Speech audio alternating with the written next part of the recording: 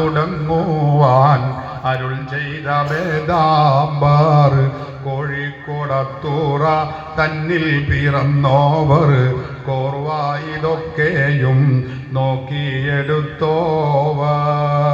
എന്ന് പറയുന്ന ഖാളി മുഹമ്മദ് മുഹ്യിദ്ദീൻമാലയുടെ രചയിതാവായ ഖാളി മുഹമ്മദ് റഹിമഹുല്ലാ മഹാനവറുകളെ മാത്രമാണ്. അവരൊക്കെ ഈ പരമ്പരയിൽ താഴേക്കടയിലുള്ളവരാണ്. അവരുടെ പൂർവ്വ പിതാക്കന്മാരെ കുറിച്ചാണ് നമ്മൾ ഈ പറയുന്നത്. അങ്ങനെ ഷേഖ് അല്ലാമ ഖാളി ഫഖ്റുദ്ദീൻ തങ്ങളുടെ തൻ്റെ ആ ദർസിൽ പഠനം നടത്തിയ ഒരുപാട് ആളുകളുണ്ട്. അതിൽ വളരെ പ്രമുഖരാണ് മഹാനായ വലിയ മഖ്ദൂം തങ്ങൾ. രണ്ടാമത്തെ ആൾ അവരുടെ മകനായ അല്ലാമ ഇമാം ഖാളി ഷെയ്ഖ് ശിഹാബുദ്ദീൻ അഹമ്മദുൽ ഖാളി ഫഖ്റുദ്ദീൻ റഹിമഹുല്ലാ.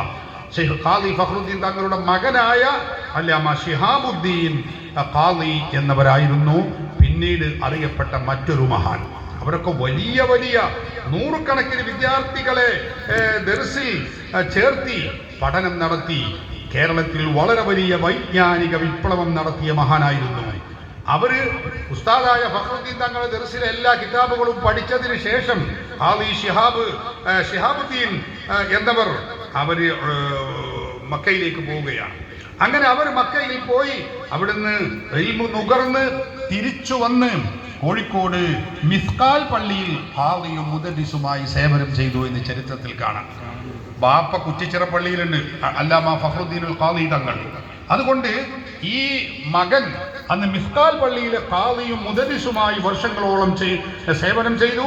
പിതാവ് ഖാളി ഫഖ്റുദ്ദീൻ തങ്ങളുടെ വിയോഗശേഷം പിന്നീട് കുറ്റിച്ചിറ പള്ളിയിൽ, കോഴിക്കോട് പള്ളി എന്ന് പറഞ്ഞാൽ അതാണ്, കുറ്റിച്ചിറ പള്ളിയിൽ ഖാളിയും മുദദ്ദിസുമായി നിയമിതനായി മലബാറിന്റെ വിദൂര ദിക്കുകളിൽ നിന്ന് വരെ അദ്ദേഹത്തിന്റെ ദർസുകളിലേക്ക് വിദ്യാർത്ഥികളുടെ ഒഴുക്കായിരുന്നു എന്ന് ചരിത്രത്തിൽ കാണാം. അന്ന് കേരളീയ മുസ്ലിമീങ്ങളുടെ അഭയ കേന്ദ്രമായിരുന്നു മഹാനായ ഖാളി ശിഹാബുദ്ദീൻ ശാലിയാത്തി. അവിടെയൊക്കെ ചരിത്രം പറയുമ്പോൾ ഒരുപാട് പറയാനുണ്ട്. അവർ കോഴിക്കോട് കേന്ദ്രമായി മുസ്ലിമീങ്ങളുടെ വൈജ്ഞാനികവും അല്ലാത്ത വിധവുമുള്ള വലിയ രൂപത്തിൽ നവോത്ഥാനത്തിന് തിരികൊളുത്തുകയും പ്രവർത്തിക്കുകയും ചെയ്തത് ചരിത്രത്തിൽ നമുക്ക് ഒരുപാട് സ്ഥലങ്ങളിൽ നിന്ന് വായിച്ചെടുക്കാൻ കഴിയും. ഞാൻ പറയുന്നതിൻ്റെ ആകെത്തുക, ഇസ്ലാം കേരളത്തിൽ വന്നതിന് ശേഷം ആ പരമ്പര അന്ന് ഇസ്ലാമിക പ്രബോധനത്തിന് വന്ന മിഷനറി സംഘം തന്നെ ഇവിടെ ദർസുകൾ സ്ഥാപിച്ചിട്ടുണ്ട്. പള്ളി ദർസുകളിലൂടെ വലിയ വിധത്തിൽ വലിയ രൂപത്തിൽ അവർ വൈജ്ഞാനിക വിസ്ഫോടനം അതിന് തിരികൊളുത്തിയിട്ടുണ്ട്, നേതൃത്വം നൽകിയിട്ടുണ്ട് എന്നാണ്. അതിൻ്റെ ഒരു ബാക്കി പത്രമാണ് നമ്മുടെ മഖ്ദൂം തങ്ങൾ അല്ലെങ്കിൽ മഖ്ദൂം കുടുംബം. കേരളത്തിലെ മുസ്ലിം നവോത്ഥാന രംഗത്ത് നമുക്ക് അദ്വിതീയ സ്ഥാനത്തുള്ള മഖ്ദൂം കുടുംബം അതൊക്കെ ഇതിന് ശേഷമാണ് വന്നത്. 9-ാം നൂറ്റാണ്ടിന്റെ തുടക്കത്തിലാണ് ബഹുമാനപ്പെട്ട മഖ്ദൂം തങ്ങളുടെ കുടുംബം ഇവിടെ വരുന്നത്. അവരിവിടെ ഇസ്ലാമിക പ്രബോധനം നടത്തുന്നത്, വൈജ്ഞാനിക വിപ്ലവത്തിന് തിരികൊളുത്തിയത്. ഇതൊക്കെ നമുക്കെല്ലാവർക്കും അറിയാം. അത് ഞാൻ കൂടുതൽ പറയുന്നില്ല. കേവലം ഒരു മുദദ്ദിസായി പള്ളിയിൽ ചടഞ്ഞുകൂടുകയായിരുന്നില്ല മഹാനായ മഖ്ദൂം തങ്ങളും മഖ്ദൂം കുടുംബത്തിലുള്ള മഹാമനീഷികളും. അവരൊക്കെ കേരളത്തിലെ മുസ്ലിമീങ്ങളുടെ വൈജ്ഞാനിക ഉണർവിന് വേണ്ടി നിരവധി ഗ്രന്ഥങ്ങൾ രചിച്ചത് നമുക്ക് കാണാൻ കഴിയും. 25ഓളം അല്ലെങ്കിൽ അതിലധികം ഗ്രന്ഥങ്ങൾ മഹാനായ മഖ്ദൂം കബീർ രചിച്ചത് കാണാം. ഏകദേശം 20ഓളം ഗ്രന്ഥങ്ങൾ വിശുദ്ധമായ ഫത്ഹുൽ മുഈൻ, തുഹ്ഫത്തുൽ മുജാഹിദീൻ ഉൾപ്പെടെയുള്ള 20ഓളം ഗ്രന്ഥങ്ങൾ ബഹുമാനപ്പെട്ട മഖ്ദൂം സ്വഗീർ തങ്ങളും രചിച്ചിട്ടുണ്ട്. ആ കുടുംബത്തിൽ ഒരുപാട് മഖ്ദൂമുമാർ വന്നു. അവരൊക്കെ കേരളീയ മുസ്ലിമീങ്ങളെ കൈപ്പിടിച്ചുയർത്തുന്നതിൽ വളരെ വലിയ പങ്ക് വഹിച്ചിട്ടുണ്ട് എന്ന് നമ്മൾ പഠിക്കണം. ഞാനിത് പറയാനുള്ള കാരണം, കേരളത്തിലെ മുജാഹിദുകൾ 1920-കൾക്ക് ശേഷം വന്ന് അവരിപ്പോൾ പ്രചരിപ്പിക്കുന്നത് എന്താ? 921 മുമ്പുള്ള മുസ്ലിമീങ്ങൾ അവരുടെ കഥ വളരെ മോശമായിരുന്നു. അവരൊക്കെ ജാഹിലിയത്തിലായിരുന്നു. അവർക്ക് അക്ഷരാഭ്യാസമില്ല, അവർക്ക് വിവരമില്ല, അവർക്ക് ലോകവിവരമില്ല, അവർക്ക് ഒരു കഥയുമില്ല. ശരിക്ക് പറഞ്ഞാൽ തനി ജാഹിലിയത്തിലായിരുന്നു എന്ന് പച്ചയായി KNM പ്രസിദ്ധീകരിച്ച പുസ്തകം ഇസ്ലാഹി പ്രസ്ഥാനം എന്ന പുസ്തകത്തിൽ ശബാബ് വാരിക എല്ലാ മാസികയിലും വാരികകളിലും അവർ എഴുതി വച്ചിട്ടുണ്ട്. നിരന്തരമായി അവരത് പ്രസംഗിക്കുകയും ചെയ്യുന്നുണ്ട്. യഥാർത്ഥത്തിൽ അത് ശരിയല്ല, 100% സത്യമാണ്, അസത്യമാണ്. കാരണം അതിനു മുമ്പ് തന്നെ കേരളത്തിൽ ഞാൻ പറഞ്ഞല്ലോ, ഇസ്ലാമിന്റെ പ്രചാരണം ആരംഭിച്ച കാലഘട്ടം മുതൽ തന്നെ കേരളത്തിൽ വലിയ തോതിൽ വൈജ്ഞാനിക വിസ്ഫോടനം നടന്നിട്ടുണ്ടെന്നത് ചരിത്രമാണ്. ഇതിൽ 600കളിലേക്ക് നോക്കിയാൽ കേരളത്തിലുടനീളം സഞ്ചരിച്ച് പ്രബോധനം നടത്തിയ ഷെയ്ഖ് ഫരീദ് ഔലിയ റളിയല്ലാഹു അൻഹുവിന്റെ ചരിത്രം നമ്മുടെ മുമ്പിലുണ്ട്. 10ാം നൂറ്റാണ്ടിൽ ജീവിച്ച കണ്ണൂരിലെ പുറത്തീരിൽ അന്ത്യവിശ്രമം കൊള്ളുന്ന ഷെയ്ഖ് അബ്ദുൽ ഖാദിർ സാനി, അവരുടെ പ്രവർത്തനം നമുക്ക് കാണാൻ കഴിയും.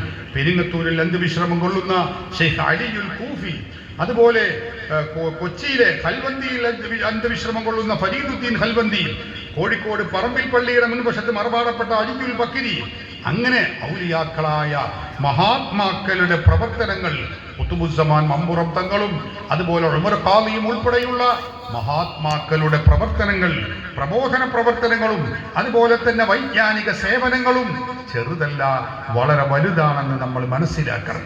അവരൊക്കെ കേരളത്തിൽ നടത്തിയ പ്രവർത്തനങ്ങൾ മുസ്ലിമീങ്ങളെ സംബന്ധിച്ചിടത്തോളം അവരെന്നും ഓർക്കാനും അല്ലെങ്കിൽ അവരോട് കടമപ്പെടാനും അർഹരാണെന്ന് ചരിത്രം പരതിയാൽ നമുക്ക് കഴിയും. മുസ്ലിമീങ്ങളെ സംബന്ധിച്ച് അന്നത്തെ മുസ്ലിം പണ്ഡിതന്മാർ അവർ നടത്തിയ വിസ്മയിപ്പിക്കുന്ന നവോത്ഥാന സംരംഭങ്ങൾ അത് ചെറുതായിരുന്നില്ല. സഹോദരന്മാരെ, അന്നത്തെ മുസ്ലിമീങ്ങളുടെ, കേരളീയ മുസ്ലിമീങ്ങളുടെ അവസ്ഥ എന്താ? മലയാളത്തിന് അവർക്ക് അക്ഷരം ഇല്ല എന്ന് പറഞ്ഞാൽ ലിപിയില്ല. തമിഴും സംസ്കൃതവും കലർന്ന മലയാളമാണ് അന്നത്തെ കേരളത്തിന്റെ സംസാര ഭാഷ. അന്ന് അക്ഷരലിപിയില്ല. ആ കാലത്താണ് മുസ്ലിമീങ്ങൾ സ്വന്തമായ ഈ അവസ്ഥ പരിഹരിക്കുന്നതിന് വേണ്ടി അവരുണ്ടാക്കിയതാണ് എന്ത്? അവർ മുസ്ലിം നവോത്ഥാന നായകർ അവർ ചെയ്തത് എന്താണെന്നറിയോ? മുസ്ലിമീങ്ങൾക്ക് മലയാളം സംസാരിക്കാൻ അറിയാം, പക്ഷെ അതെഴുതാനുള്ള ലിപിയില്ല. എന്നാലോ അറബി എഴുതാനും വായിക്കാനും അവർക്ക് കഴിയും. അതിനാണെങ്കിൽ എഴുതാനുള്ള ഭാഷ അറബിയിൽ അക്ഷരങ്ങളുണ്ട്. പക്ഷേ അവരെന്തു ചെയ്തു? വായിക്കാൻ കഴിയുന്ന അറബി ലിപി ഉപയോഗിച്ച് അറബി മലയാളം എന്ന ഒരു ഭാഷ തന്നെ അവർ നിർമ്മിച്ചു. കേരളത്തിലെ മുസ്ലിമീങ്ങൾക്ക് സംഭാവന നൽകി. അതാണ് നമ്മുടെ അറബി മലയാളം എന്ന് പറയുന്ന ഭാഷ. ആ ഭാഷ നിർമ്മിച്ചപ്പോ മുസ്ലിമീങ്ങൾ അതിലൊരു കുതിച്ചുചാട്ടം തന്നെ നടത്തി. ആയിരക്കണക്കിന് ഗ്രന്ഥങ്ങൾ വിരചിതമായി. സാധാരണക്കാർക്ക് ഹൃദ്യമായ മാലപ്പാട്ടുകളും ചരിത്രാഖ്യാനങ്ങളും അതുപോലെ തന്നെ കഥാസമാഹാരങ്ങളും നോവലുകൾ തുടങ്ങി എല്ലാ ശൈലിയിലും ഗ്രന്ഥങ്ങൾ ഇറക്കി മുസ്ലിം കേരളത്തിൽ വായനാ വിപ്ലവം തന്നെ തിമർക്കുകയുണ്ടായി എന്ന് പറഞ്ഞാൽ അത് തെറ്റാവുകയില്ല. ആദ്യകാലത്ത് കേരളത്തിൽ അപൂർവം ചിലർ മാത്രം കൈകാര്യം ചെയ്തിരുന്ന ഒരു ശൈലിയാണ് വട്ടെഴുത്തും കോലെഴുത്തും. നമ്മളിൽപ്പെട്ട പലർക്കും അറിയില്ല വട്ടെഴുത്തും കോലെഴുത്തും എന്ന് പറയുന്ന ഒരു ഭാഷാ മാധ്യമമായി ഉപയോഗിച്ചിരുന്നതായിരുന്നു. അത് എങ്ങനെയാണ് എഴുതേണ്ടത്, പഠിക്കേണ്ടത്, മനസ്സിലാക്കേണ്ടത് എന്ന് വിശദീകരിക്കാൻ വേണ്ടി അറബി മലയാളം വന്നപ്പോൾ അറബി മലയാളത്തിൽ ആ വട്ടെഴുത്തും കോലെഴുത്തും പഠിപ്പിക്കാൻ വേണ്ടി മാത്രം അറബി മലയാളത്തിൽ ഗ്രന്ഥങ്ങൾ രചിച്ചു എന്ന് CN അഹമ്മദ് മൗലവിയും KK മുഹമ്മദ് അബ്ദുൽ കരീമും കൂടി രചിച്ച മഹത്തായ മാപ്പിള സാഹിത്യ പാരമ്പര്യം എന്ന പുസ്തകത്തിൽ അതിന്റെ 42ാമത്തെ പേജിൽ നമുക്ക് കാണാൻ കഴിയും. അവർ അത്ഭുതം കൂറുകയാണ്. കേരളീയ മുസ്ലിമീങ്ങളുടെ പൂർവ്വകാല പണ്ഡിതരുടെ സേവനങ്ങൾ, അവരുടെ ത്യാഗപൂർണമായ പ്രവർത്തനങ്ങൾ അവർ പറയാണ്.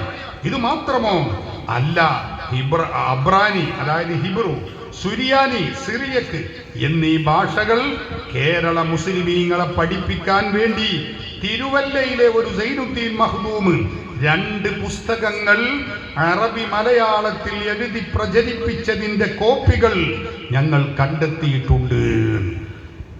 സുരിയാനി ഭാഷയും ഹിബ്രു ഭാഷയും കേരള മുസ്ലിമീങ്ങൾക്ക് പഠിപ്പിക്കാൻ വേണ്ടി അന്നത്തെ മുസ്ലിം പണ്ഡിതന്മാര് അറബി മലയാളത്തിൽ ഗ്രന്ഥങ്ങൾ രചിച്ചു എന്ന് പറയുമ്പോൾ നമ്മുടെ പണ്ഡിതന്മാരുടെ സേവനങ്ങൾ എത്ര വലുതാണെന്ന് നമ്മൾ മനസ്സിലാക്കണം. എന്നിട്ട് CN അഹമ്മദ് മൗലവി പറയാണ്, അവര് 350 കൊല്ലം മുമ്പ് വിരചിതമായ 500 പേജ് വീതമുള്ള 12 വാള്യങ്ങളുള്ള ഗ്രന്ഥം ഞങ്ങളുടെ അന്വേഷണത്തിൽ കണ്ടെത്തി എന്നാ പറയുന്നത്. സുബ്ഹാനല്ലാഹ്, ഇന്ന് നമ്മൾ നോക്കും 350 കൊല്ലം മുമ്പ് എന്ന് പറഞ്ഞാൽ അതൊരു വല്ലാത്ത കാലാണ്. അറബി മലയാളം വന്നതിന് ശേഷം മുസ്ലിമീങ്ങൾ നടത്തിയ വിപ്ലവം, അതിനെക്കുറിച്ച് ഇയാൾ പറയാണ്. 350 കൊല്ലം മുമ്പ് 500 പേജ് വീതമുള്ള 12 വാള്യങ്ങൾ. എന്താ അതിലെ വിഷയം എന്നറിയോ? അത് കേൾക്കുമ്പോഴാണ് നമ്മൾ അന്തിച്ചു പോകുന്നത്. കേരള വനങ്ങളിലെ മുഴുവൻ വൃക്ഷലതാദികളെയും, കേരളത്തിലുള്ള മരങ്ങളെ കുറിച്ചുള്ള ഒരു പഠനം ആ കാലത്തുള്ള നമ്മുടെ പണ്ഡിതർ നോക്കണം നിങ്ങൾ. എന്നിട്ടോ അതിനെക്കുറിച്ച് ഒരു വിശദീകരണം. അറബി, മലയാളം, ലത്തീൻ മുതലായ 4 ഭാഷകളിൽ പരിചയപ്പെടുത്തുന്ന ഒരു മഹാഗ്രന്ഥം. 500 വീതം പേജുകളിൽ 12 വാള്യങ്ങളിലായി തികച്ചും 300 കൊല്ലം മുമ്പ്. CN അഹമ്മദ് മൗലവി 300 കൊല്ലം മുമ്പായിരുന്നത്, ഇപ്പൊ 50 കൊല്ലം കൂടിയായി. അങ്ങനെയാണ് ഞാൻ 350 എന്ന് പറയുന്നത്. ഇന്നത്തെ സ്ഥിതിക്ക് നോക്കുമ്പോൾ 350 കൊല്ലമാണ്. ആ കൊല്ലം മുമ്പ് ഡച്ചുകാരുടെ നേതൃത്വത്തിൽ കേരളത്തിൽ വെച്ച് ദീർഘകാലത്തെ കഠിനാധ്വാനങ്ങളിലൂടെ തയ്യാർ ചെയ്തതിൽ ഒരു പ്രധാന പങ്ക് വഹിച്ചത് കേരളത്തിലെ മുസ്ലിം പണ്ഡിതന്മാരാണ്. നോക്കൂ നിങ്ങൾ.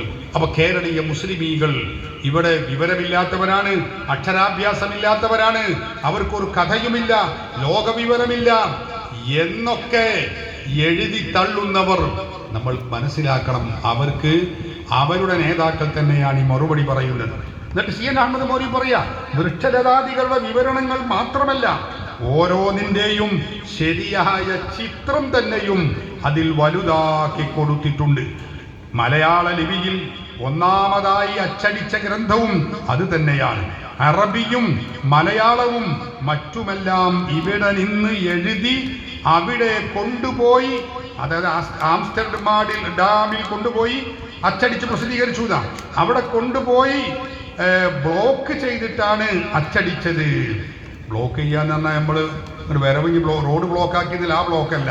പഴയ കാലത്ത് പ്രിന്റിങ്ങിന്റെ കയ്യിൽ ഒരു ബ്ലോക്ക് ഉണ്ട്. നമ്മൾ ആമിറുൽ ഇസ്ലാം ലിത്തോ പവർ പ്രസ്, പഴയ പ്രസിന്റെ ബ്ലോക്ക് ചെയ്ത് ഉണ്ടാക്കിയത് നൂറുദ്ദീൻ പ്രസ് എന്ന് അങ്ങനെ ഒരു പ്രയോഗമുണ്ട്. അതതിൻ്റെ ഗുലുമാൽ പിടിച്ചത് ഒരു ശ്രമകരമായ ഒരു ദൗത്യമാണ്.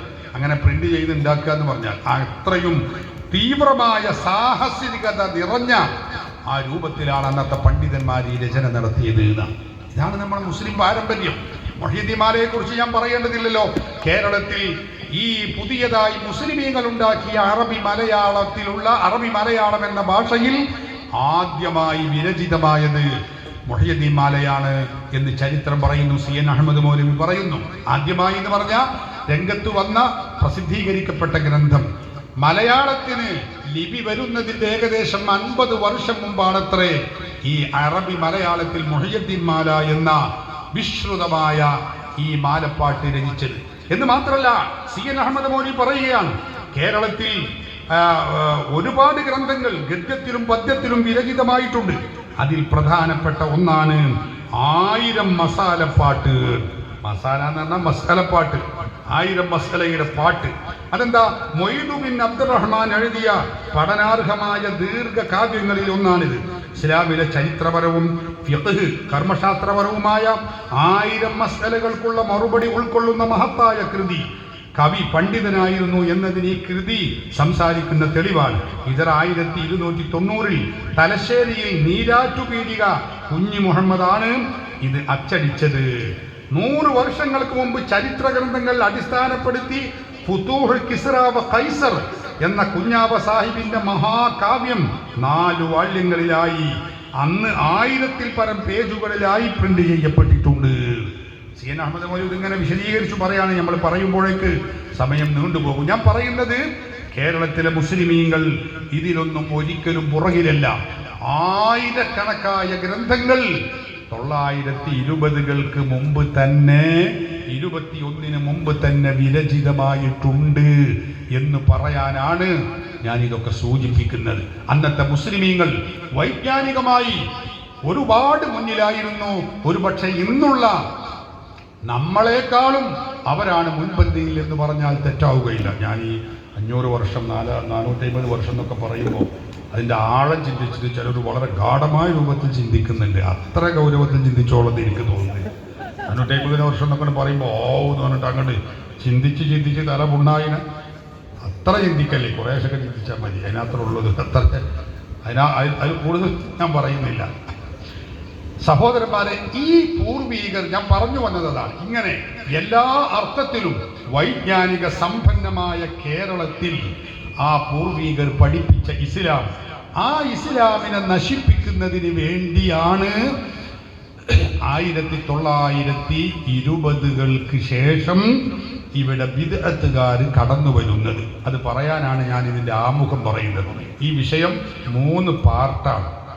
ഒരു പാർട്ട് ഇതിൻ്റെ ആമുഖമാണ്, അതാണ് ഞാൻ ഇപ്പോൾ പറഞ്ഞത്.